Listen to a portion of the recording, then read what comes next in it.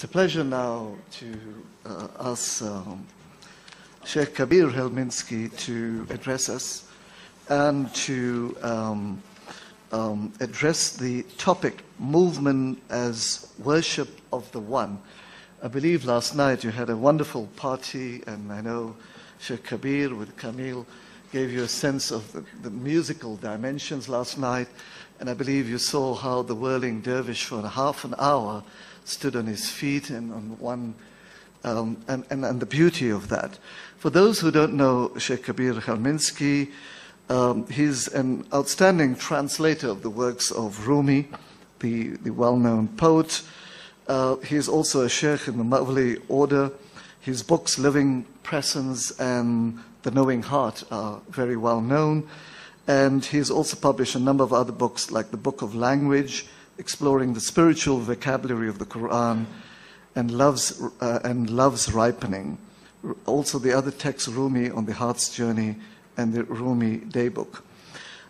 Shaikh Kabir will speak on why we whirl, exploring the physical dimensions of remembrance and how ceremony can facilitate coherence, that kamal, that completeness on the individual and at the community levels. Shaikh Kabir, it's lovely to have you again here with us, and the floor is yours. Thank you, Iqbal, and thank you, Sheikh Fadlallah, for setting the context and the vast horizons with which I will just attempt to focus on some rather mundane details, but nevertheless mundane details that have to do with living a sacred life and all the things that we do in the world of time. We might as well do something while we're here. You know, besides perhaps being tax consultants and all the other worthwhile things many of us do. A tax consultant can also be a semazen in the Mevlevi tradition and whirl. Why not? But Sheikh Fadlallah, you have this beautiful short story, and especially with its references to the Quran, have tied together the two worlds. And if I had to give a title to one possible title to your story, in moments I thought, well, we could call this the Divine Comedy, as I laughed about, because I saw our own journey in this, you know, the beautiful details of the perfumes you don't quite know what to do with, and all these other things. And so we can laugh about ourselves, but ultimately it is a very serious story, because it is the story of the human soul traveling towards truth with all the, you know, hilarious limitations and human frailties that are part of it. And thank you so much, and it really has set a perspective. It also occurred to me why I'll say we are so few here. I say few, we're many, but we're few. I only say few because really the truths that are being expressed here, millions of humanity should be receiving. But the fact that you're here tells me that every one of you that is here by the permission of God. And what an incredible privilege we should all feel to have entered this garden. I certainly feel it.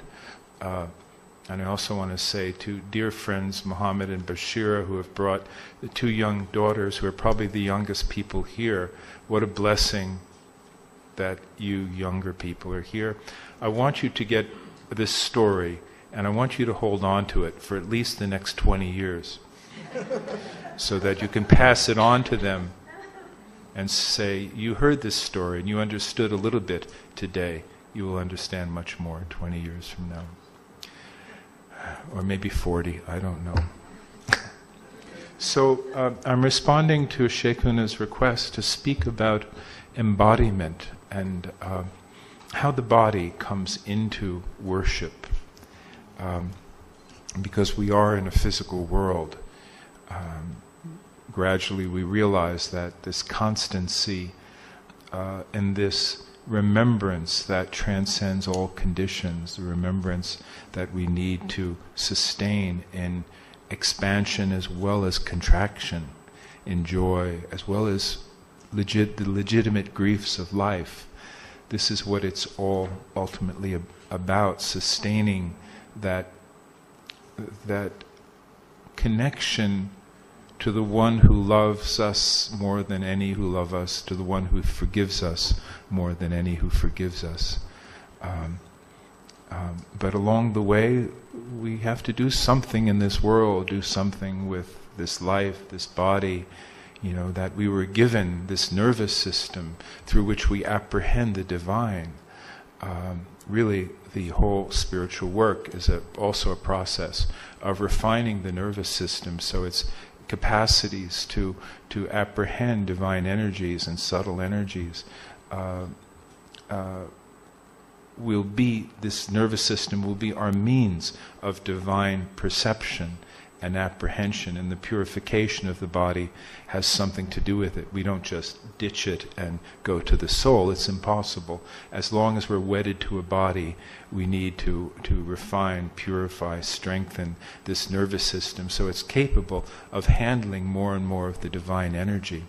And some of the Sufis have worked with methodologies that can facilitate this. Our story begins in the 13th century with two extraordinary figures. One is Mevlana Jalaluddin Rumi, who, before he met his catalyst, Shamsi Tabriz, Mevlana was already a well-trained mystic. Don't think he was some kind of boring, pedantic university professor, merely in his head. No, he was somebody who had already experienced 40-day retreats and had grown up in a family of mystics. His own father was an extraordinarily liberated poet, and this was a deeply spiritual family. So Rumi was already of a very high state. But off somewhere to the east was some unknown figure, a man named Shamsi Tabriz, a man without a history. We know little about him, but what we do know about him was that from the earliest age, even his own father marveled at his own son, and he said, "I don't understand you. You haven't done anything, you haven't done any work to have all the kinds of gifts and spiritual gifts that you have. I don't know where this comes from." And Shem says, well, just as a mother would pull her child back from a dangerous fire, the unseen grabbed me. So Shems was trained by the unseen for a specific purpose. His whole life, until his 60s, he looked for one human being worthy to receive the secret he carried. And he eliminated many sheikhs. He traveled all over the world. And not until he met Rumi did he find someone worthy of receiving just one human being. This is a repetition of the story of Melchizedek and Abraham. Abraham is our great patriarch. But when Abraham met Melchizedek, he immediately recognized the authority of Melchizedek. And it was Melchizedek who brought Abraham to completion. And Shamsi Tabriz performed the same role for Rumi, who then became Mevlana. Mevlana meaning Maulana, our master. So that meeting also modeled something. It's a model of spiritual transformation that is non-hierarchical. Although Shems was incredible potency of meaning, of the fire of transformation, and Mevlana was pure beauty and eloquence and gentleness. They needed each other. Shems was the elder, Rumi the younger, but even Shems said, I was like a stagnant pool until I met Jalaluddin. Because Jalaluddin put himself in front of me as if he were a child in kindergarten, and he related to me as if he knew nothing. And that brought out this incredible love, and like two mirrors facing each other, but as equals, no superiority. It wasn't the murid and the great sheikh. Although Rumi saw in Shems, he said, the God I have worshipped appeared to me in human form, almost blasphemous. But there was no blasphemy in Shem's. No one loved the Prophet Muhammad or honored the Prophet Muhammad more than Shem's did. This is obvious from his discourses. But Shem's also encouraged Rumi, among other things, to begin turning, begin whirling. And perhaps this was a practice from the heart of Central Asia that had been done for thousands of years. But he brought it to Rumi and to Konya, and he encouraged everybody. And in the ecstasy of their transformation and that explosion of beauty and love, they would have long, sometimes days-long periods of sema, meaning periods of music, poetry, whirling, ecstatic, exuberant joy. All of it, not for the self. The nafs has a joy, but the ruh has this other joy of just falling into the most profound worship. And literally I read that would go on for days, and I didn't believe it until a few years ago some crazy people and some crazy Sufis in contemporary Turkey said, we're going to have a 40-day sema, 24 hours a day for 40 days. And they did it. And they continue to do it in the summer. 40 days when always someone is turning, the music never stops. Yes, people come in. And I thought these people, they're going to wind up psychotic doing this. You know, you're not supposed to have 40 days of constant turning. This is dangerous. But, you know, people would bring handicapped and people with mental imbalances because they knew this was a safe place. We'll leave them at the tekya. They're turning, you know, for 40 days. We'll just leave them there, and they'll babysit these people who are non-functional and you know, crazy. And within 2 or 3 days, these crazy people who had been catatonic or totally unbalanced, they start saying, can I help in the kitchen? Can I cut potatoes? And gradually their functionality was restored in this energy of transformation.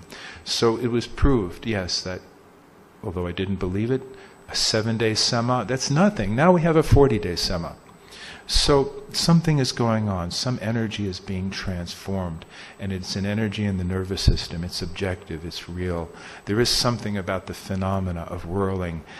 You know, we are electromagnetic armatures within the electromagnetic field of the earth. This is essentially the definition of a generator on the coarse electrical level.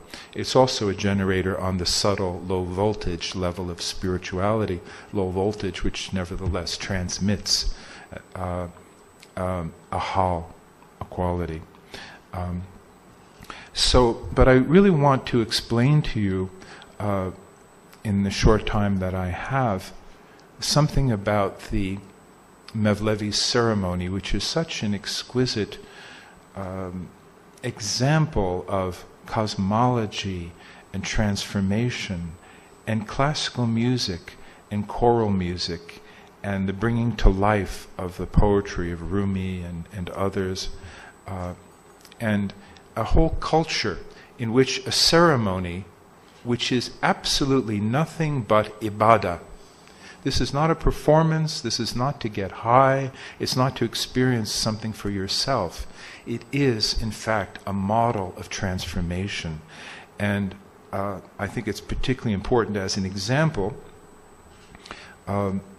for the world to understand how certain human possibilities were realized and embodied by the mystics. The mystics are always the creators of real civilization, aren't they? They're the builders, as in Nizamuddin Awliya, Nasir Khusrau in 13th century India, and so on and so forth. It's from small circles of mystics that real civilization is created. So I want you to understand the structure of the Mevlevi Sema.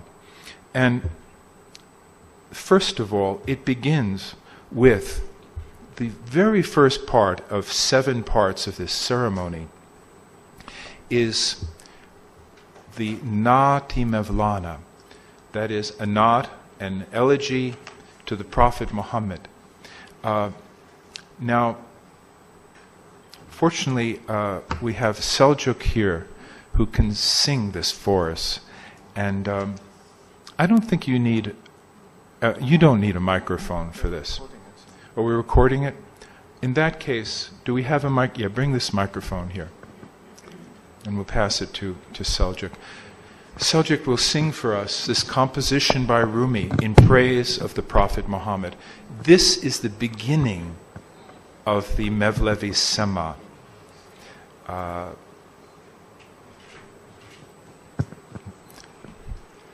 Ya Hazreti Mevla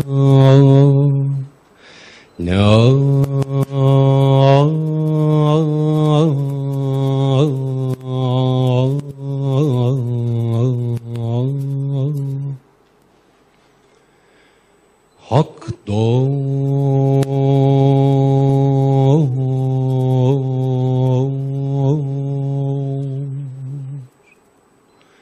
Ya Habiballah Resulü Halik-i ektatü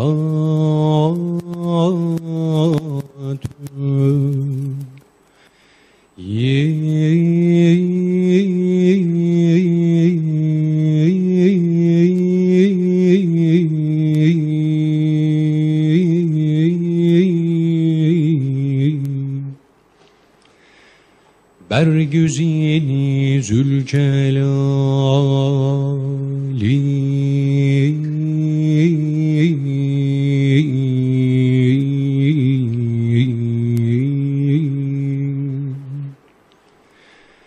Pakü bihem tatü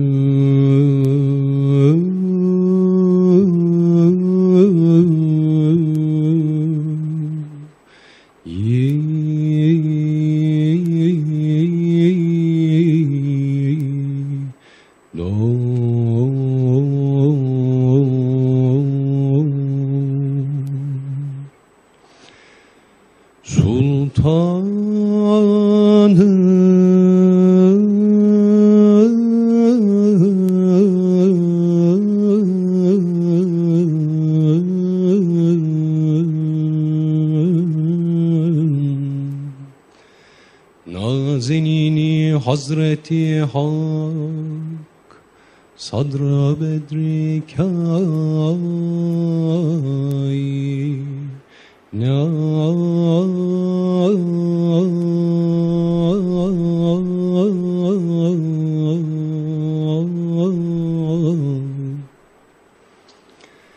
Nuri Çeşmi Enbiya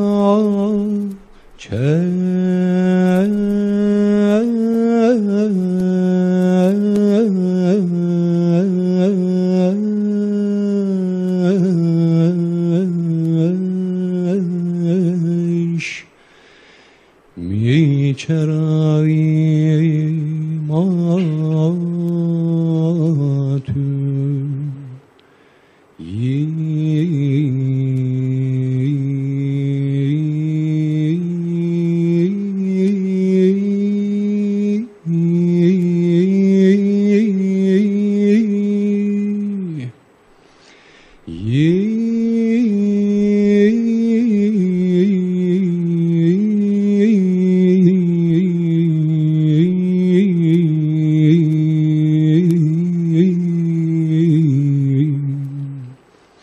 Ya Mevla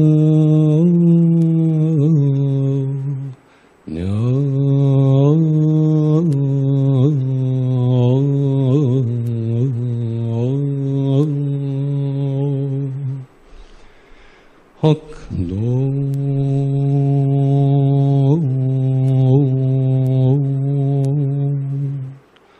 Şems-i Tebrizi ki daret Nat-i Peygamber ziber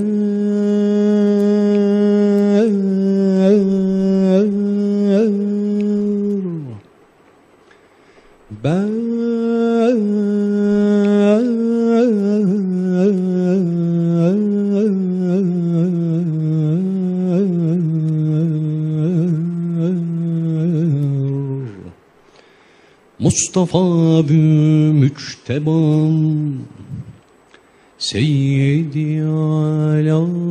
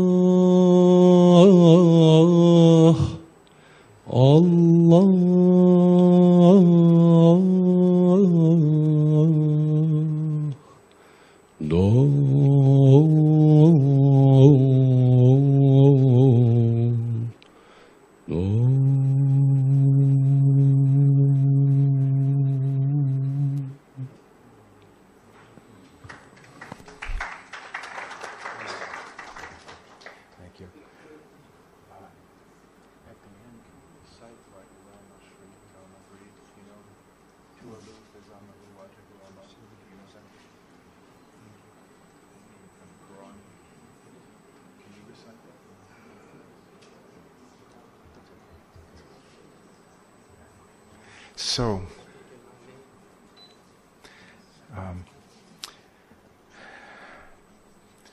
this is the beginning of the Mevlevi ceremony.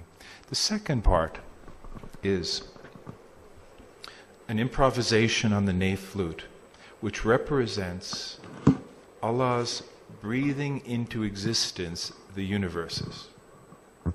Interesting. Creation comes second, after praise of the Prophet. The idea of prophethood, you could call it the Nuri Muhammadi, but the whole idea of prophethood is the ultimate expression of divine mercy. It precedes existence. Okay, now that we've got that, now we can have existence. And mercy can come into this existence. So there's an improvisation on the nave flute, and it sets a very meditative state. And then you hear boom, boom, boom. And the dervishes stand up and they begin a procession around the sacred space. The journey of life has begun. From the mineral kingdom, once, the vegetable kingdom, second, the animal kingdom, third, the whole evolution of life on this planet. The dervishes are wearing black kirkas and they're walking somberly around a circle, half of which represents the seen world, the other half represents the unseen world, and at the boundary of each, they bow before they cross. And they come back and they bow again, and they make that to sanctify the space and to recall the journey of life. And then they're standing there, still in their black kirkas, which represent the grave. They're dead. In fact, they've got tombstones on their heads. Tombstone of the Nafs is right on their head. And then suddenly, boom, the music begins. The whirling music begins. Off come the black kirkas. They stand in the white robes, actually the robes of mourning in India, which was unusual in Turkey because it was not a Turkish custom. They borrowed something from India. And resurrected in love, the dervishes move out, passing in front of the sheikh who is standing there. The job of the sheikh is to hold the transmission. Bowing in front of the sheikh, eye to eye. Well, not really eye to eye. They're actually looking at the point between the eyebrows and acknowledging each other's divinity as the dervishes move out into 4 periods of turning. And the 4 periods of turning, each of them about 10 minutes long, represent successive stages of transformation. But instead of just turning through it all, these dervishes could turn for an hour perhaps if they needed to. But no, they break their turning, and every time they stop, the music stops, they stand and they become the Aleph to testify to unity. They pull back from the ecstasy of whirling, they stand and they testify La ilaha illallah silently. So they're not throwing themselves into that ecstasy, they're reminding themselves of their servanthood. And in fact, the whirling experience is not a whirling of wild ecstasy and losing yourself. In fact, it is an act of service to channel energies from the higher world like this through the human heart and bestow those energies here into this world. And it is work, because when you're doing it in a community or before a large group of people, you are taking in a lot from the people who are present, and you are purifying that, and you're bringing it into this world as purified spiritual energy. So it's work, it's service, it's hizmet. But it goes through 4 stages. The first 3 stages are an ascent to ever-increasing intensity, dynamic movement. The movement is a movement of meditation in motion, in which you have to come to your inmost center and be absolutely empty of your inner dialogues, inner talking. You can't whirl and talk to yourself. You can only whirl and be balanced and be... there's so many things going on because you're whirling around the axis of the left foot, and the left foot is holding that station in eternity, in the unconditioned, in the changeless, and the right foot is in this world, moving around in the world of time. But the dervish is turning in a counterclockwise direction and neutralizing time, in fact, and neutralizing space. Time and space disappear. What space is there when the whole world is whirling past you and you're completely centered in your inmost center where you're closest to God, empty of thought, and yet aware that you're in a line of transmission that goes back through your Shaykh, through Mevlana, back to the Prophet Muhammad, peace be upon him, and all the prophets. It's that lineage of enlightenment that you're holding. And you're holding it with love, even while you have to be in balance, even while you have to be aware of the margins between you and the next semazen who's whirling. There may only be a meter separating you to the robes of the next person whirling. So you have to know your place in this choreography, which is being dictated spontaneously by the dance master.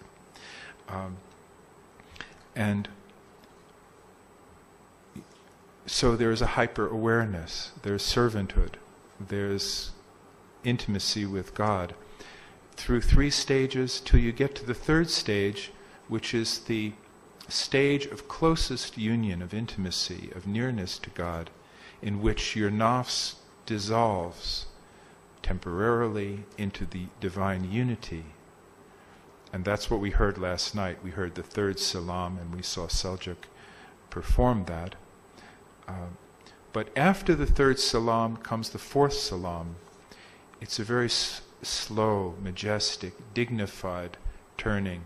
And at that point the Shaykh comes into the middle of the ceremony, and all the dervishes are whirling around the Shaykh, because now they're like nafs has dissolved and it's ready to be reformed. And the Shaykh is there in the center, holding the radiance of the divine sun, theoretically, ideally emanating, radiating that energy that will help in the reformation of the nafs of the dervish, so that at that point the dervish is being given back a self. Here, you want a self back? Let's see what you can do with it now. We need the self, we need it to manifest in this world. So the Shaykh is in the center, turning very slowly, holding his kirka open to reveal the heart, in memory of those dervishes of past centuries who completely lost it and tore off their robes in ecstasy, as you still see in some tarikas today. But Mevlevis don't do that, but we do tear a little bit, tear the kirka off our hearts in memory of those who completely lost control. But we're not allowed to do that. We call that spilling your blood outside. We believe in a sobriety that contains the ecstasy, a sobriety that has to be greater than one's ecstasy. The final salam, the dervishes are whirling, whirling, whirling. Finally, the music ends except for a single instrument improvising in a very light, angelic way. And all you hear are the swish of the robes and the feet of the dervishes turning, usually on the walnut wood floor. And they're turning, and it's stillness and whirling. And suddenly, you hear the Quran reciter begin, Bismillahir-Rahmanir-Rahim, wa illa mashriq al-maghrib, fainama tu'allu, fazamahu wajahu Allah. To God belongs the easts and the wests, and wheresoever you turn is the face of God. And everything in the ceremony has led up to this moment. The dervishes immediately stop, back up, sit down on their sheepskin posts, and listen to the full recitation of the Quran. Everything has prepared them for this moment when they can hear the divine revelation. And this was the ceremony that was offered weekly in the Mevlevi Tekya. This was one of our forms of worship, one of our forms of artistic cultivation, one of our forms of creating community, because it's a community ceremony. There's lots of bowing, there's lots of looking into that point in your brothers or sisters, usually brothers, sisters would do it too. That greeting of each other, that honoring of each other in the name of God, as reminded by the beautiful hadith. God says, my love belongs by right to those who love one another in me, those who sit with one another in me, those who worship with one another in me. And this was our practice. There's more that could be said, but I think this is perhaps what we have time for today. So, thank you. Assalamu alaikum.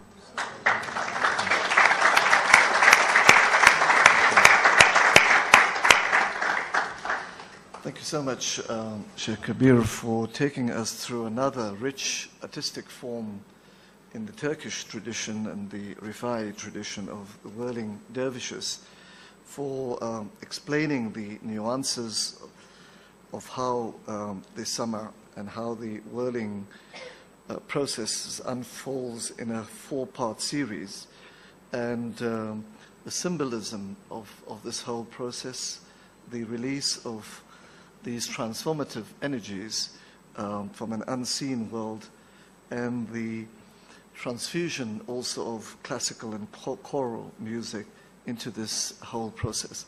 Our thanks for that very detailed and nuanced explanation, Shaikh Kabir.